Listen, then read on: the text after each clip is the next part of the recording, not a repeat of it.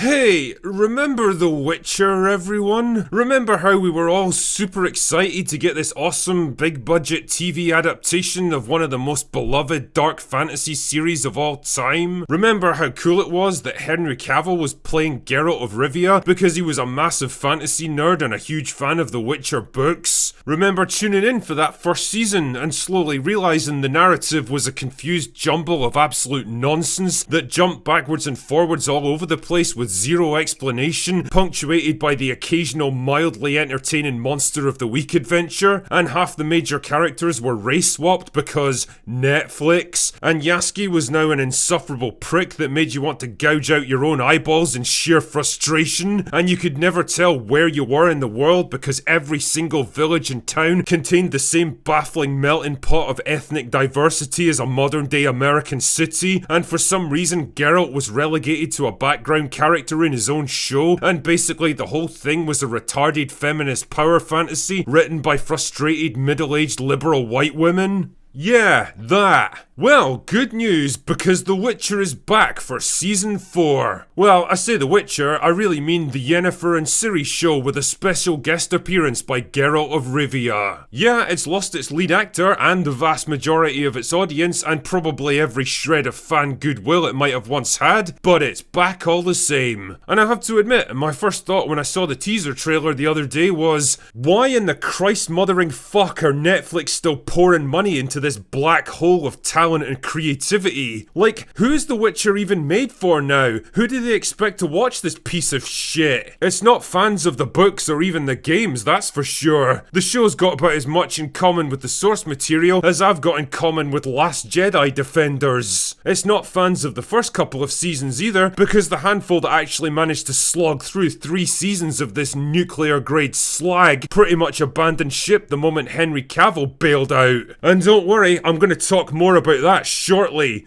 Believe that! And it's not for casual fans of fantasy adventure either, because this show abandoned any pretense about being fun, fantasy, or adventure when Blood Origin was excreted out onto our screens.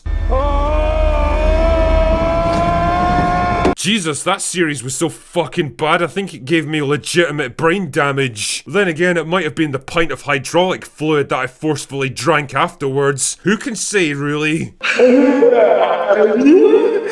The point I'm making here is that The Witcher is the deadest of dead horses at this point, and flogging it even harder with each passing year isn't gonna bring it back to life. At best, you might get an expulsion of decomposition gases building up inside the rotten digestive tract, and at worst, you'd be better off dumping $100 million into a big pile and lighting the fucking thing on fire. At least that way it would look cool for a while. And the thing that's so ball-achingly frustrating about all of this is that it never should have happened this way in the first place. There's actually a world where The Witcher went on to become the next Game of Thrones, a mature, violent and complex dark fantasy show with an excellent cast that perfectly captured the adventure and the danger of the books, harnessed the popular zeitgeist and was universally beloved by everyone. But that world never came to be, because let's be honest, we live in the shittest timeline imaginable, and everything that should be great ends up sacrificed on the altar of Hollywood hubris and the message.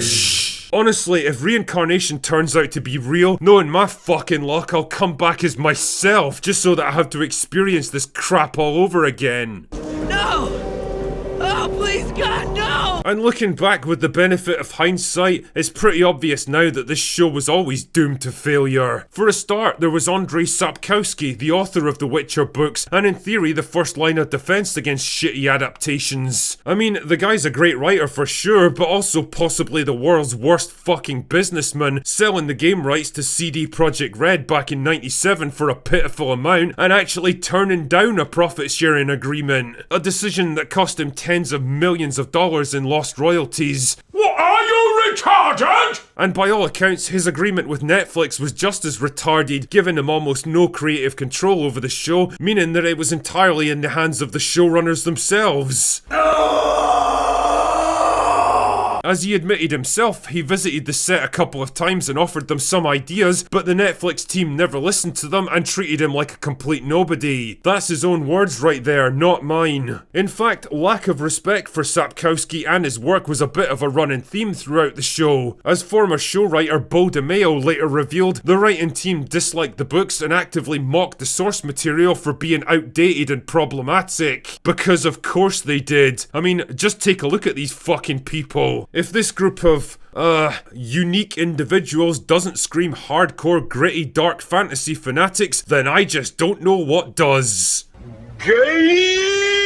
You know, one of the problems with hiring a bunch of millennial feminist activists to write your show is that they only really know how to write for a very specific audience. Other millennial feminist activists. And I hate to be the bearer of bad news on this one. In fact, fuck that, I actually love it. But the average fantasy fan doesn't give a shit about your stupid activism and your Southern Californian progressive girl power characters. Notice how the entire focus of the show became Yennefer and Ciri, while Geralt just kind of hung around in the background looking sad. Notice how all the male characters had the same blandly agreeable, mildly neurotic and carefully controlled pussification that you get every single time from writers that have never come within a nautical mile of actual masculine behaviour. The other safeguard that should have prevented this disaster was Henry Cavill, who was a huge fan of both the books and the games, knew the lore like the back of his hand, and wasn't shy about letting people know it. So do you correct people?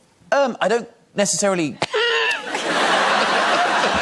I am effusive about getting the being loyal to the source material. Let's put it that way. Of course, that stuff made him problematic and difficult for the showrunners, who got butthurt that the actor knew their own jobs better than they did, and soon began to refer to him as a toxic gamer bro who constantly argued and made life difficult for them. Oh no, how terrible. That's just awful. How terrible. Oh no. Oh, stop it, guys. I can only like him so much. Cavill, to his credit, clearly did his level best to steer the show away from disaster, but one guy can only do so much against that kind of collective retardation, and by season 3, he was done and bailed on the show. And I don't blame him one bit. Being in The Witcher at this point isn't a privilege, it's a fucking humiliation ritual. Honestly, that guy's career is gonna go down as one of the biggest wastes of talent and potential in Hollywood history. He keeps signing on to projects that he's 100% passionate about, that have all the makings of success, only to get screwed over by incompetent directors and showrunners time and again. And I've no doubt that the same thing's gonna happen to his Warhammer 40k show, because let's be real here, could you imagine for 1 second that world being realised by writers that are softer than my first shite? And so, what do we have left, dear viewer? Another season of a show that nobody's fucking interested in? A new leading actor who's just a cheaper replacement for someone way better? I mean, I like Liam Hemsworth and all that, and he seems like a good lad, but let's be honest here, he's the guy you hire when you can't afford his big brother. The Witcher at this point feels like some weird holdover from the late 2010s, when race swapping and girl bosses and feminist reimaginings of classic franchises were all the rage, instead of shitty relics from a retarded timeline that the rest of us would rather forget. It's a show that somehow managed to cling on to existence like that skid mark you left in your toilet bowl that just won't shift no matter how many times you piss directly on it, and you know you're gonna have to get the bleach and scrubbing brush to finally put an end to the bastards. The Witcher should have died 3 or 4 years ago, and keeping it alive as this horrifying zombie franchise isn't just cruel to the source material, it's even more cruel to anyone dumb enough to watch the thing. Anyway, that's all I've got for today. Go away now.